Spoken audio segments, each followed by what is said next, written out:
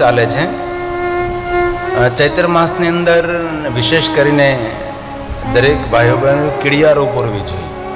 આગળની કથામાં પણ મેં કહ્યું હતું, ને આપણું તો ગામ જ કીડિયા નગર. આ મહિનામાં વડીલો દરેક ગામના ભાગોળે, ગામની આજુબાજુ લોટમાં થોડી સાકર કે ગોળ કે તેલ કે ઘી ભેળવીને કુલર જેવું કરીને આજુબાજુમાં જ્યાં જ્યાં કીડીઓ ઉભરાતી હોય ત્યાં ત્યાં કીડિયારું પૂરવા જાય. હવે તો લોકો આવું બધું ભૂલવા લાગ્યા છે. પહેલાં તો 4, 4:30, 5 વાગે એટલે સૌ કીડિયારું પૂરવા માટે નીકળતા હતા, અને વડીલો તો ખાસ જતા હતા. આ મહિનામાં કીડિયારો પૂરવાનો ખૂબ મહિમા છે.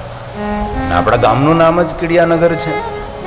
અને વિશેષ કરીને આટલા દિવસથી હું કહેવાનું ભૂલી જતો હતો, પણ આજ વિશેષ કરીને કહું છું કે સંભવ હોય તો જે ગામમાં તમે રહેતા એ ગામના આજુબાજુના ભાગોળે જ્યાં જ્યાં કીડીઓ હોય ત્યાં કીડિયારો પૂરવા જાઓ, એનું ખૂબ પુણ્ય છે. અને આ કથાની વિશેષતા એ છે કે જે શિવકથાનું શ્રવણ કરવા માટે આવે છે, 12 જ્યોતિર્લિંગનું દર્શન કરવા માટે આવે છે, તેના માટે તો સુંદર ભોજન પ્રસાદની વ્યવસ્થા છે જ. બપોરે પણ ગ્રામજનો માટે ભોજન પ્રસાદ, મહેમાનો માટે ભોજન પ્રસાદ. કથા પૂર્ણ થાય એટલે જેટલા ભાઈઓ બહેનો કથા શ્રવણ કરવા આવે કે ન આવે, સૌ માટે ભોજન પ્રસાદની વ્યવસ્થા સુંદર રીતે કરવામાં આવી છે. અને આનંદની વાત તો એ છે કે ગામની જેટલી ગાય માતાઓ છે, ગાય માતા છે, બળદ છે, સૌને ઘાસચારાની વ્યવસ્થા પણ આ કથા નિમિત્તે કરવામાં આવી છે. એ બહુ જ ખુશીની વાત છે, અને ખૂબ આ સત્કર્મને તાલીઓ વડે આપણે વધાવીએ છીએ. આજે એક સૂત્ર મેં લખ્યું છે, સારા કાર્યો કરવાનો એક જ લાભ છે. જે માણસ સારા કાર્યો કરે તેનો એક જ લાભ છે. કોઈ સન્માન કરે કે ન કરે, સારા કાર્યો કરવાનો એક જ લાભ છે. બીજા કોઈ માણસો સન્માન કરે કે ન કરે, પણ અંતર આત્મા ખૂબ રાજી થાય છે. સારા કાર્યો કરવાથી આપણો માયલો ખૂબ રાજી થાય છે. અંતરાત્મા રાજી થાય કે મારા જીવનમાં હું કંઈ કરી રહ્યો છું, હું કંઈ મેળવી રહ્યો છું. અને ભાગ્યે જ કોઈ માણસો હોય છે જે આવા ભવ્ય અને દિવ્ય ભગવાનની કથાના આયોજન કરી શકે. અને કથાનું શ્રવણ કરતા આપણે સૌ જાણીએ છીએ કે સૌના જીવનમાં કંઈ પરિવર્તન નહીં આવે. અને ભાગ્યે કોઈ માણસો હશે જે શિવ મહાપણ કથાનું શ્રવણ કરી અને જીવનનું પરિવર્તન કરશે, જીવનને બદલવાનો પ્રયાસ કરશે, પોતાની વાણી બદલવાનો પ્રયાસ કરશે, પોતાની ખાણીપીણી બદલવાનો પ્રયાસ કરશે, પોતાનો વ્યવહાર બદલવાનો પ્રયાસ કરશે. કારણ કે કથા એ જીવનને પરિવર્તન કરવા માટે છે. કથા સાંભળતા પુણ્ય મળે એ તો મળે જ, પણ આનંદ ક્યારે મળે કે આપણા જીવનને, આપણા વ્યવહારને આપણે થોડું બદલીએ, થોડું પરિવર્તન કરીએ તો જીવન જીવવાનો આનંદ મળે છે. तो आइए शिव महापण कथा का प्रारंभ करें. काश्मीर अंदर बनेली पहलगाम में बनेली घटना माटे दुखद व्यक्त करता અને જીવાત્માઓને પ્રણામ કરતા આખો દેશ આમાં ધીરે ધીરે હચમચી રહ્યો છે. આપણે બોલતા નથી, એના કરતાં બીજા લોકો વધારે બોલવા લાગ્યા છે. સ્વજનો તો આપણા જતા રહ્યા છે. હવે આપણે સૌએ થોડુંક આમ જાગૃત થવાની જરૂર તો ખરી જ. એ પહેલગામની ઘટના માટે દુઃખ વ્યક્ત કરતા ફક્ત 2-3 મિનિટ માટે મંગલ ભવનમ અમંગલહારી ઉમા સહિત જે જપતપુરા. માતા રાજબાઈને પ્રણામ કરી, ધોરેશ્વર મહાદેવને પ્રણામ કરી અને કહીએ કે અમારા સૌનું મંગલ અને સૌનું શુભ થાય એવો ભાવ પ્રગટ કરી. આ રામચરિત માનસને ચોપાય છે, કંઠસ્થ કરવા જેવી છે. સવારમાં ઉઠતે સમય, રાત્રે સોતે સમય, ઘરથી બહાર નીકળતે સમય, કોઈ પણ સમય એકવાર બોલી 3 વખત ભગવાન નારાયણને યાદ કરવાનો મહિમા છે. તો ભાવથી અને આદરથી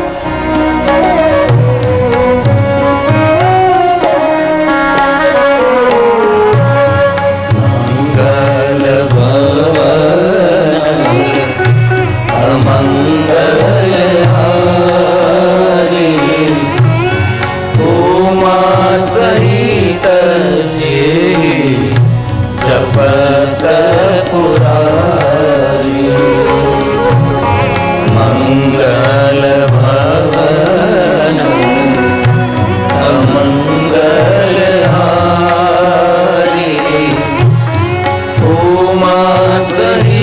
करजे जगत पुरारी। ओम नमो नारायण नारायण। ओम नमो नारायण नारायण। ओम नमो नारायण नारायण। ओम नमो नारायण नारायण। ओम नमो नारायण नारायण।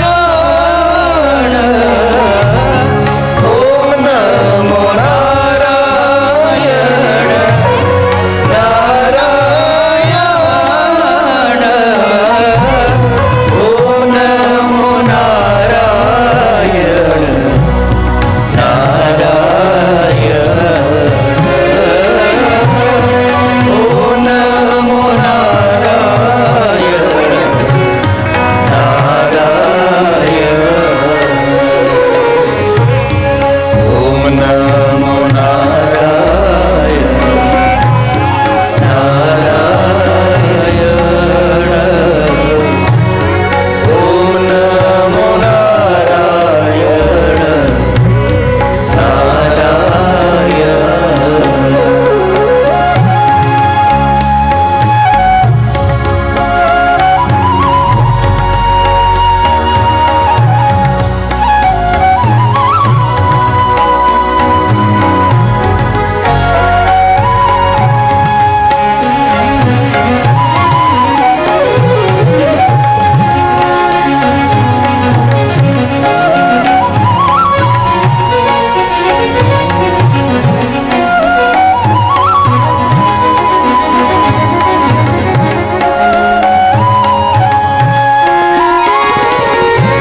नारायण।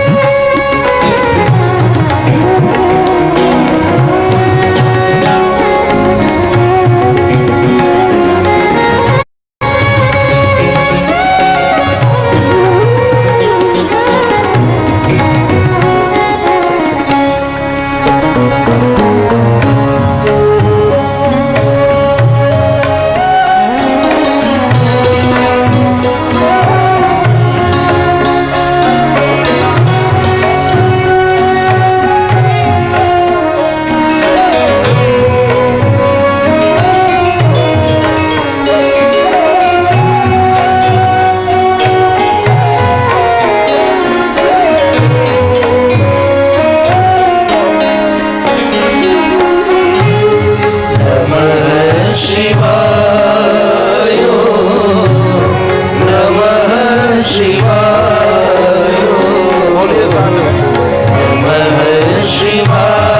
नारायण शिवाय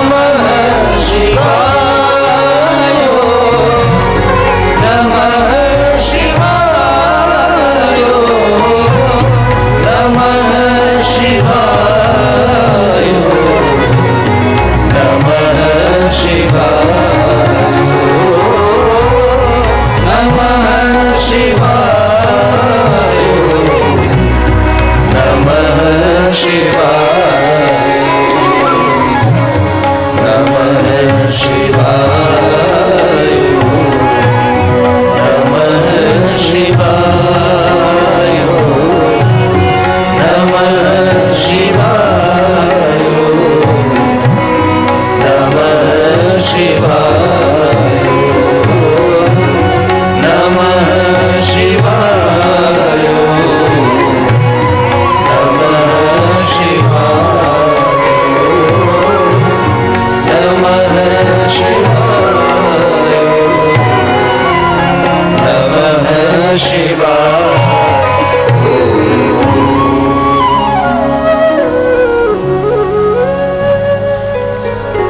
ભગવાન નારદને કહે છે, હે નારદ, આપની આંખો દ્વારા જે આપ જોઈ રહ્યા છો એક વસ્તુ પણ નહીં, કોઈ અસ્તિત્વ પણ નહીં. નારદ ઘનઘોર અંધકાર. નારદે કહ્યું કે પિતા બ્રહ્માજી, ઘનઘોર અંધકારમાં શું હતું? બ્રહ્માજી બહુ સરસ વાત કરી. શું હતું, કોણ હતું તેની મને ખબર નથી, પણ મારી શ્રદ્ધા છે કોઈ તો હતું જ, જે સ્વયંભૂ પ્રકાશિત છે. અંતે તો ઈશ્વરની વ્યાખ્યા કરવી, એના માટે તો કોઈ આ જગતમાં શબ્દોનું સર્જન થયું જ નથી. આપણા સુભાષિતોમાં કહ્યું કે ઈશ્વર પ્રત્યે પ્રશ્ન કરવો એ પણ મૂર્ખતા છે, અને કોઈ ઈશ્વર પ્રત્યે પ્રશ્ન કરે તેનો જવાબ આપવો એ પણ નાદાની છે. કે ઈશ્વર એક સ્વીકારવાનો વિષય છે, એક શ્રદ્ધાનો વિષય છે. ભલે આપણે કોઈ દેવતાને ન માનતા હોઈએ, પણ આટલું વિશાળ જગત, આ વિશ્વને સર્જન કરનાર કોઈ વિશ્વનાથ તો હોઈ શકે ને. કોઈ પણ વસ્તુનું નિર્માણ થયું તો તેનું નિર્માણ કરતા હોય, તેનું સર્જન કરતા હોય. એ બ્રહ્માજીએ કહ્યું છે કે જેને સંપૂર્ણ પૂર્ણ રીતે હું જાણતો નથી. શિવ તત્વ મયા ને, શિવ તત્વને હું નથી જાણતો. વિષ્ણુ નાપ યથારથ, વિષ્ણુ ભાઈ આ તત્વને જાણતા નથી. નાંતમ દેવા વિજાનંત, વિશ્વના કોઈ દેવતા પણ આ તત્વને જાણતા નથી. પણ જ્યાંથી હું જાણું છું ત્યાંથી હું તમને કહું નારદજી, ભગવાન શિવ સર્વગુણ સંપન્ન છે. હે નારદ, ભગવાન શિવજીમાં એક પણ દુર્ગુણ નથી.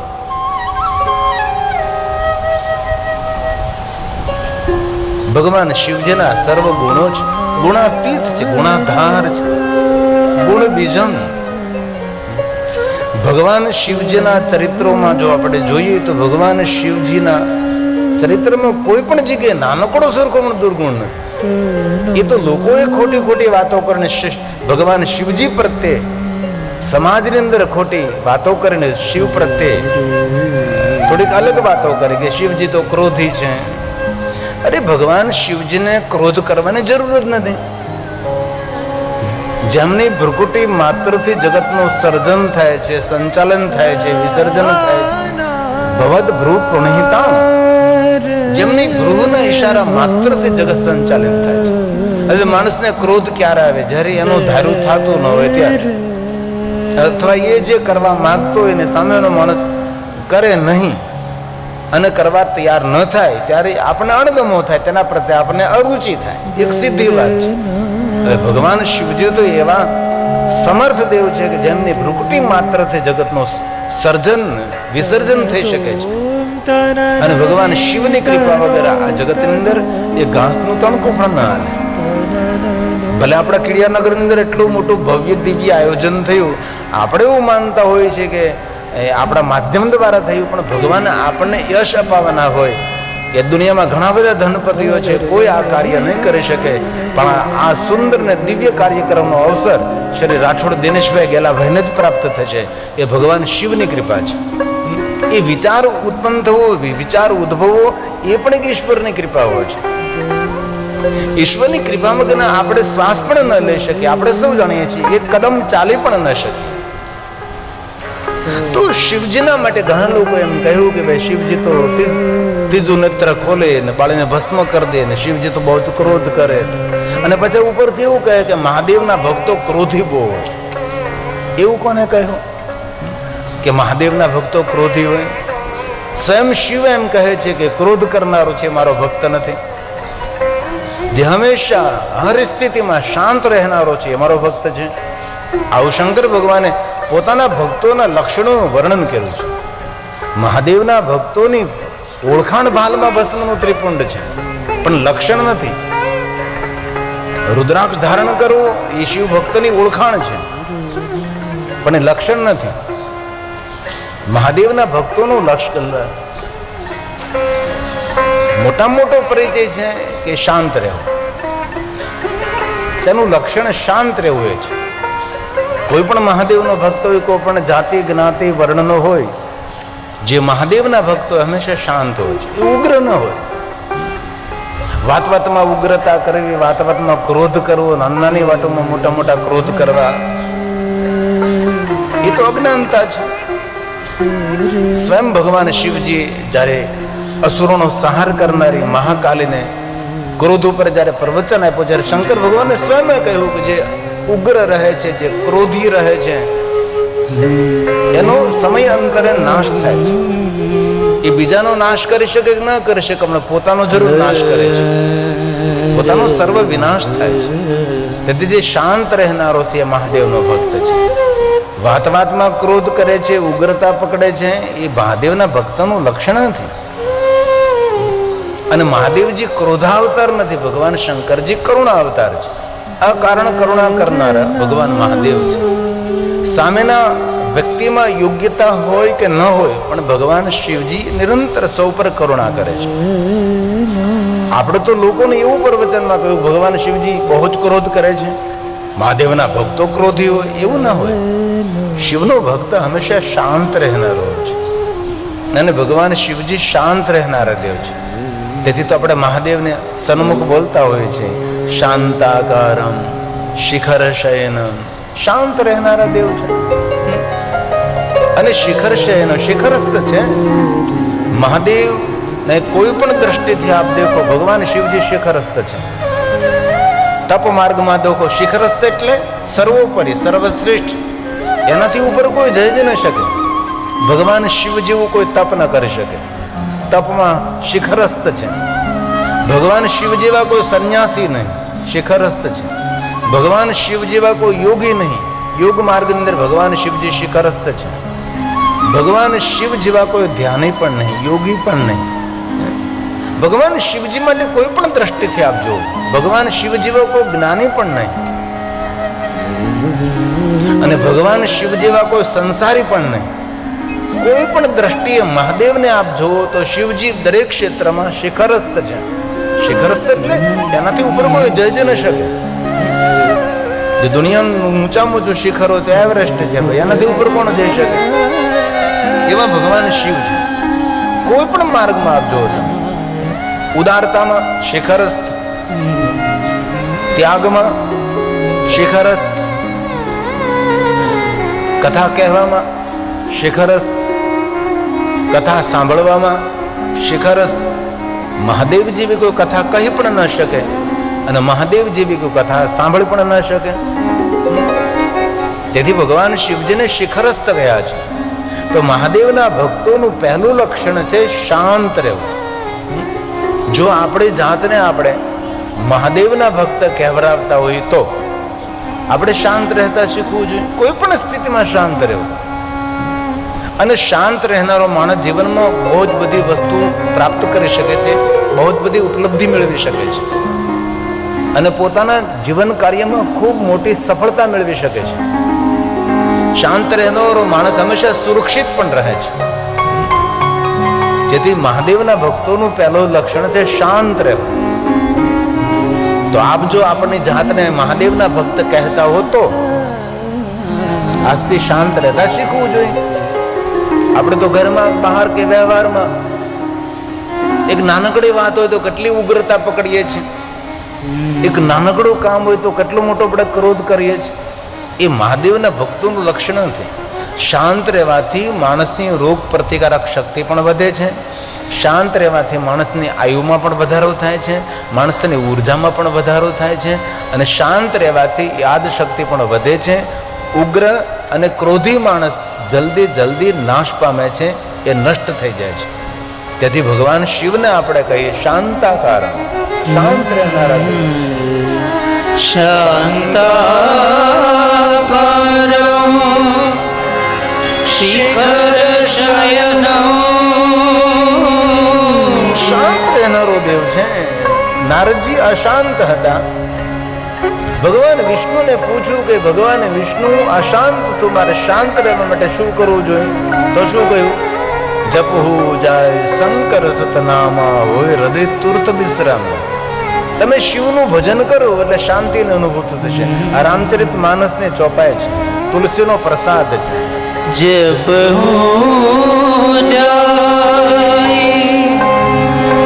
શંકર સતનામ. ભગવાન વિષ્ણુ નારદને કહે છે, નારદજી જ્યારે અશાંતિ હોય ત્યારે અશાંતિથી શાંતિ તરફ ગતિ કરો તો ભગવાન શિવને યાદ કરો. મહાદેવને યાદ કરવાથી માણસને શાંતિની અનુભૂતિ થાય છે. અને તુરત આજ તમે શિવનું ભજન કરો ને કાલે શાંતિ મળે એવું નહીં. ક્યારે પણ અનુભવ તો કરજો. આમાં કોઈ ખર્ચ નથી, આમાં કોઈ નુકસાન પણ નહીં થાય. ક્યારેય મન ઉદ્વેગ અને સંતાપથી ઘેરાયેલું હોય, કોઈ જગ્યાએ ગોઠતું ન હોય, હોરવતું ન હોય, એ સમયે ભગવાન શિવને યાદ કરો. અને બહુ હૃદયથી એક વાત કહું છું, જ્યારે જીવનના એક પણ પ્રશ્નો ઉકેલાતા ન હોય અને જીવનના બધા જ પ્રશ્નો જ્યારે અટવાઈ ગયા હોય અને એવા ગૂંથાઈ ગયા હોય છે કે આમાંથી કોઈ જગ્યાએ છેડો જડતો જ નથી. હવે કરવું શું?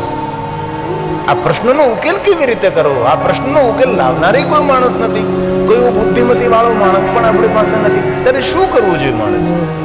અને દરેક પ્રશ્નોનો જવાબ જ્યારે ન મળતો હોય ત્યારે હું હૃદયથી કહું છું, તમારા ગામની અંદર તમારા ગામનું શિવાલય તમારા અંતરાત્માના બધા જ પ્રશ્નો મહાદેવ ખોલી શકે છે.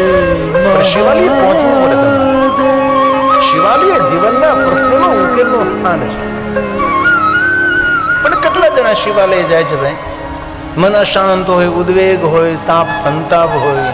ક્યારે શિવાલય જઈને આપણે એવું વિચાર ન થયું કે ચાલો ભાઈ આપણે 10 મિનિટ બેસી એકદમ મૌન થઈને શાંત થઈ અને ભગવાન શિવજીની અનુભૂતિ કરી? એવું ક્યારે આ ગયો નથી, પાઘડી ઉતારે નથી, પગે લાગ્યો નથી, ને થોડાક પૈસા નાખ્યા નથી ને ભાગ્યો નથી. ના ના, એવું ન હોય. શિવાલય જઈને શાંતિથી બેસવું જોઈએ, ભગવાન શિવજીની અનુભૂતિ કરવી જોઈએ. એ શાંતિનું સ્થાન છે, શાંતિનું દ્વાર છે. શિવાલય કોઈ સામાન્ય સ્થાન નથી. શિવાલય એ આ જીવને શાંતિ આપવા માટેનું શ્રેષ્ઠ સ્થાન એ શિવાલય છે. પણ કેટલા ગામડાના માણસો શિવાલય જાય? ભાગ્યે કોઈ જાતે ખાલી પડ્યા શિવાલયો. તેથી તુલસી નારદને એમ કહે છે, વિષ્ણુ અને નારદનો સંવાદ છે. એમાં રામચરિત માનસમાં કહ્યું, વિષ્ણુ ભગવાને કે નારદજી તમે શિવનું ભજન કરો, તમને તુરંત શાંતિની અનુભૂતિ થશે. કારણ કે શાંતિ આપનારો ભગવાન શિવ છે. શાંકરમ કરો, શાંકરો પરમામ કથા. પરમ શાંતિ આપનારી ભગવાન મહાદેવની કથા છે. તેથી તુલસી કહે છે,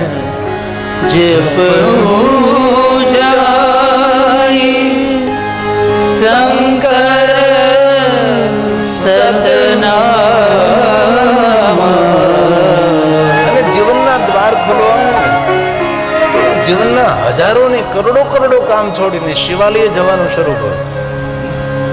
તમે જો તમારી જિંદગી આપણી અલગ અલગ દેખાશે, આપણો વ્યવહાર થોડો જુદો દેખાશે, એટલું જ કરી શકીએ. થોડાક સવારમાં વહેલા ઊભા થઈ જઈએ અને સુંદર સ્નાન કરીને પવિત્ર વસ્ત્રને ધારણ કરી ભાલમાં ભસ્મની બિંદી કરીએ, ત્રિપુંડ કરીએ, ચંદનનો ચાંદલો કરીએ, પછી કુમકુમની બિંદી કરીએ. જે હોય તે અને ગામનું સુંદર શિવાલય હોય ત્યાં જઈ ભલે જલાભિષેક કરો, પુષ્પ ચડાવો, બિલોપત્ર ચડાવો, વસ્તુ અલગ છે. પણ કાંઈ થઈ ન શકે તો શિવાલય જઈને થોડી 10 મિનિટ માટે શાંતિથી મહાદેવના સન્મુખ બેસો, અનુભૂતિ અલગ થશે.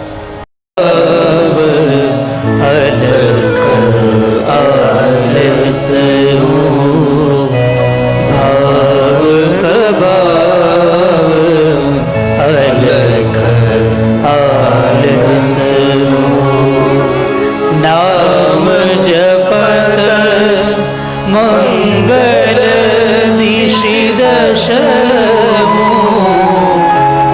નામ જપત મંગલ નિષિદશમુ.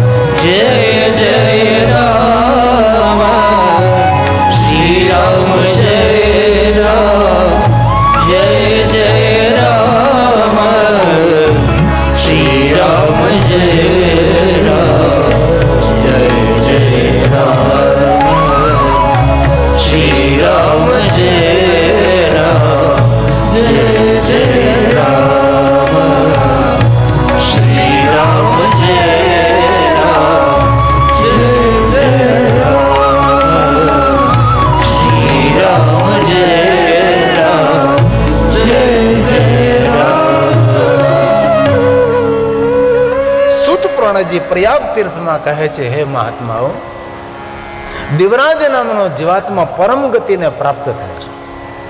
મહાત્માઓ કહે છે, અરે શુદ્ધ પુરાણજી, કૃતાર્થોમ કૃતાર્થોમ.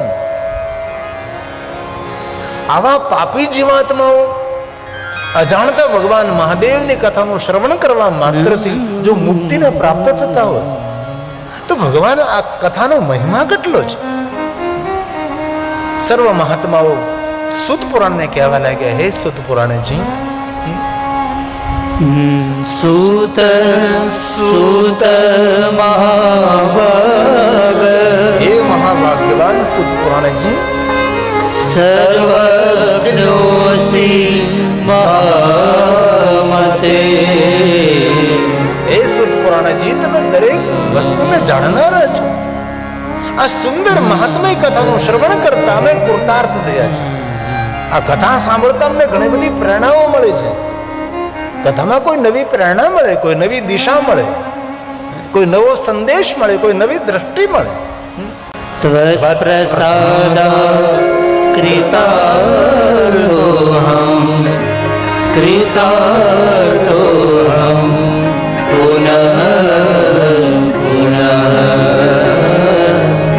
કૃતાર્થોહમ પુનઃ પુનઃ પુનઃ ફરી ફરી આવી સુંદર સુંદર કથા સંભળાવવાનો પ્રયાસ કરો.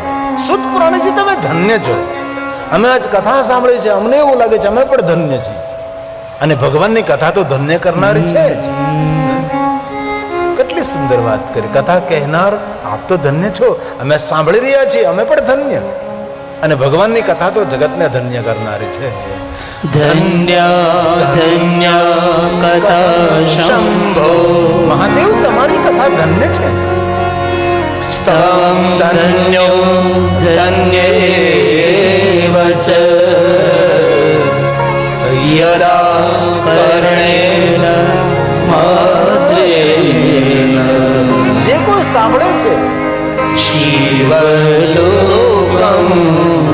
વ્રજેન શિવલોકં વ્રજેન. જે કોઈ કથા સાંભળે છે એ મહાદેવના લોકના અધિકારી છે. આવો સુંદર ભાવ પ્રગટ કર્યો છે ના શિવ મહાપુરાણ ગ્રંથની પહેલી મહાત્મ્ય કથા પૂર્ણ થઈ. બીજી મહાત્મ્ય કથા આપણે કાલ કહેશું. હવે અત્યારે 6 વાગી ગયા છે. આપણી કથાનો સમય રહે છે 3 વાગ્યાથી 6 વાગ્યા સુધી. 3 વાગે સમયસર હું અહીંયા પહોંચી જઈશ. કથાનો પ્રારંભ કરશું આપણે, અને સમયસર 6 વાગે કથા પૂર્ણ કરશું. ભગવાનની આરતી કરશું, જય જયકાર કરી ભગવાનને પ્રાર્થના કરી, અને સૌ માટે મહાપ્રસાદની વ્યવસ્થા રાજપૂત શ્રી દિનેશભાઈ ગેલાભાઈ પરિવારે કરી છે. કોઈએ પોતાનું મન નાનું ન કરવું. મને શ્રી દિનેશભાઈ કહેતા હતા કે બાપુ કથા સાંભળે કે ન સાંભળે, પણ હવને કહેજો પ્રસાદ પેટ ભરીને લે. આવો એનો ભાવ છે. તેથી સૌ માટે મહાપ્રસાદની સુંદર સુંદર વ્યવસ્થા છે. અને આજની કથાનો આપણે વિરામ કરીએ છીએ. એ પહેલાં થોડું ડાક ડમરું વગાડી લઈ.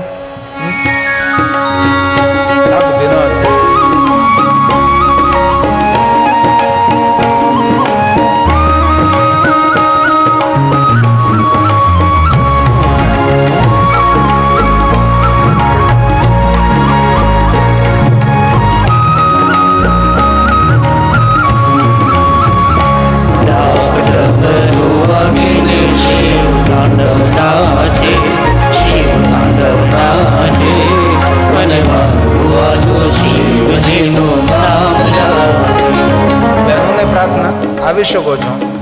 પૃથ્વીયાત્રામાં તો સુંદર સુંદર તમે નૃત્ય કરતા હતા.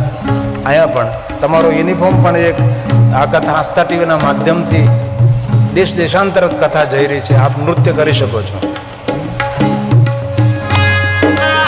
આયો ભાવ છે.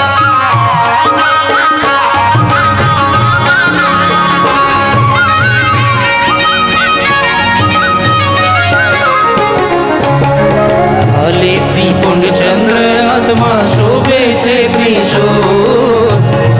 ત્રિપુંડ ચંદ્ર આત્મા શોભે છે ત્રિશૂળ. કાને કુંડળ ગળે સર્પો પહેર્યા છે અદ્ભુત. કાને કુંડળ ગળે સર્પો પહેર્યા છે અદ્ભુત. શિવ